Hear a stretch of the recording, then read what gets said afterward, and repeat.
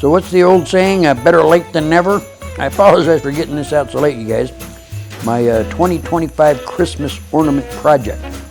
I've got the tree all trimmed. That took a little time, of course. I got a few outside lights up. I know the blue lime martini bar, they're all decorated. That's beautiful. I know they have a wonderful vodka dirty martini awaiting me. We'll get to that here in a little bit. But you know, over the last few years, how I like to just make a lot of Christmas tree ornaments, from the turned ornaments to specialty things like these Danish Christmas trees. Did a couple of those, I guess that was last year or 2 years ago. But I like doing these things.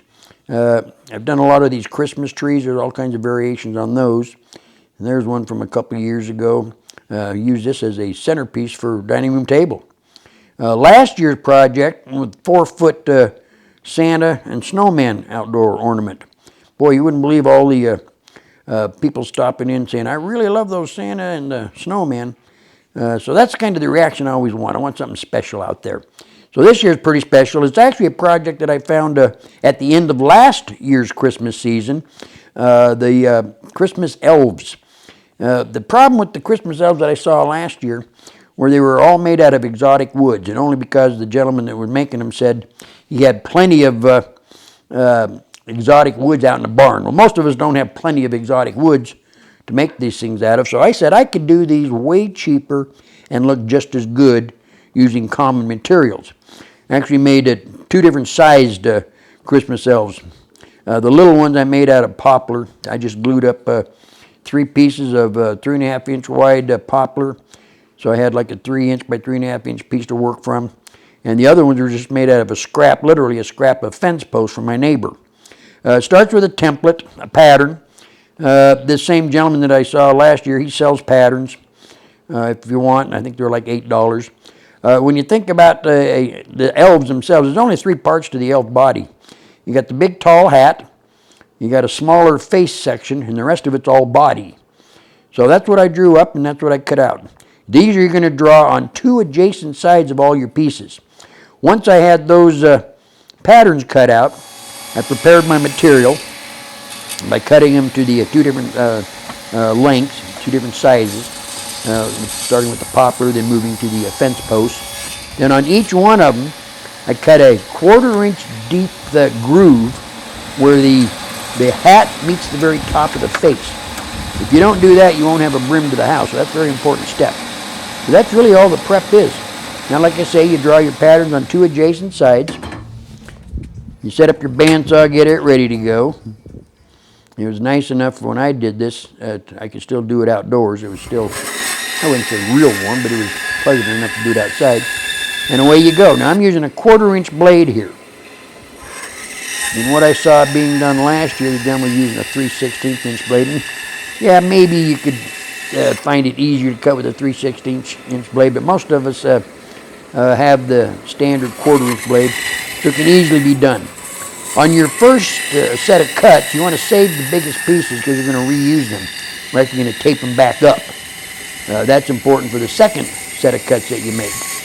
Keeps the piece nice and flat and flush. But you just take your time, follow your pattern, and if you might have to do a little trim, you can do that too. Here you've seen how I taped up the pieces from the first set of cuts. Now I'm simply, again, cutting the same pattern once again. That's basically how you define a bandsaw cut. Same pattern, not necessarily the same pattern, but the same pattern in this case done on 2 adjacent sides of the same piece. Here you see I'm just trimming up the face a little bit, make that a little bit more refined. Take your time. Once I had all the pieces cut out, I had drilled some holes for noses and for buttons. I did that ahead of time. But here my army of elves is starting to take shape. Of course, like any project, the real time-consuming and tedious part is sanding. This was made a heck of a lot easier, though, by me using 3 different sizes of my drum sanders, starting with this 3-inch drum sander. That took care of most of the big surfaces. And like I said, it saved a ton of time. I went over all the larger surfaces, making sure that they were clean and smooth. After each use of each drum sander, I might add, and this is something you want to keep in mind. You want to make sure you use your abrasive cleaning stick.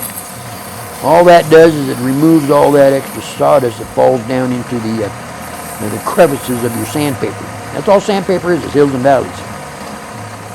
Like I said, I used 3 different sizes of drum sanders. Here's a smaller one to get into a little tighter areas. I think this is a 1.5 inch drum sander. And I dropped it down to a 1 inch. But once they were all sanded, ready to go, each of them has 3 to 4 coats of a satin polyacrylic finish. I just sprayed them on there. Added the little balls for the top of the hat. Also the buttons for the bodies of them. And they turned out really, really good.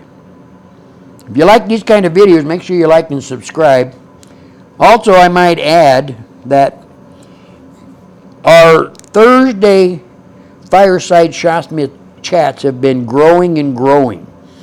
I mean, we had some of the best doggone chats over the last month and a half, 2 months that we've ever had on any of these things. So I highly recommend that you get into one of those as soon as you can. You do that just by emailing me, shopsmithmike@gmail.com, and I send you out a Zoom ID number. Now, as far as an update on the Shopsmith sale, I cannot give you the source.